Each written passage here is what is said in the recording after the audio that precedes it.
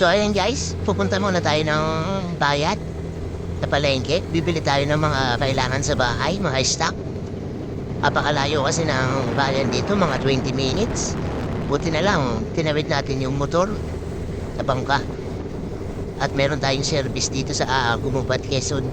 Ang mahal kasi ng pamasahe ng tricycle dito, 100. Papunta pa lang.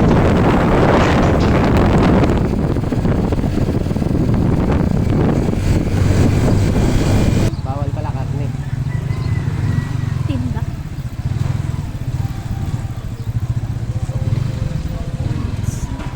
Ayun may dyan na. Dito sa harap.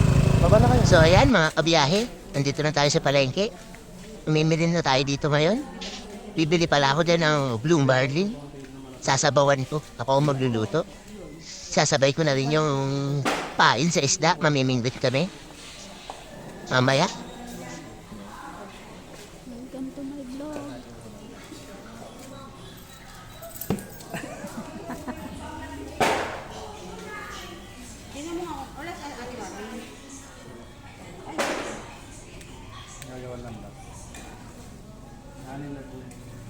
Ito yung bangkang sasakyan natin mga kabiyahe.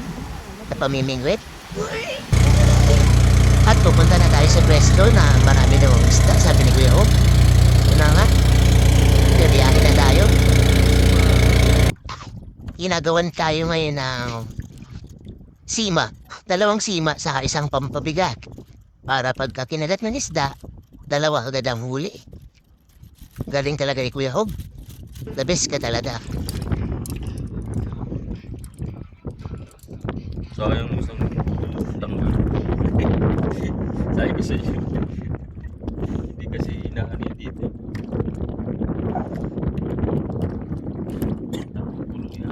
Nakahuli na agad tayo mga kabiyahe. Unang agad. Fish on. Ayan guys.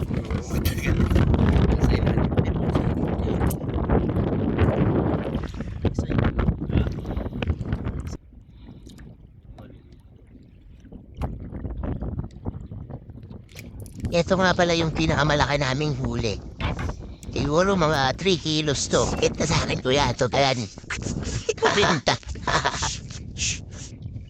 Pause mo na. Kasi makusog kami. Sabi niya.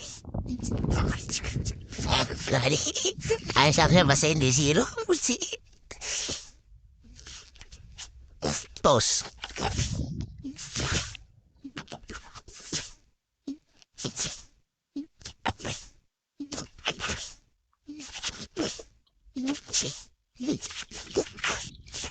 Ito tunay na to, malaki talaga to. Para makakalahi ng lapu-lapu yan. Ayan o. Fish on. Fish on mga lodi. Kuya. Subit na lang, gadas na lang. Alin?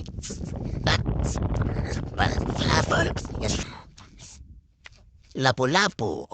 Galing ni Dimester. Lilipat muna kami ng pwesto sa may buya kung tawagin dito sa may Quezon. Doon nga tayo mas malalim, mga 80 hang lalim, 80 na di pa. At eto nga may kasama kami nang uuuli din ng isda. Napakaswerte niya mga kabiyahe. Pagdating namin, nakaapat na sunod-sunod na buka. Yung mahabang isda. Hindi ko alam kung anong tawag nun. Mga kabiyahe, tingnan nyo na lang. Kaya niya pumapalag-palag pa. Ang haba niyan. Tapos parang may matulis na nguso. Ayan, tinan ni guys.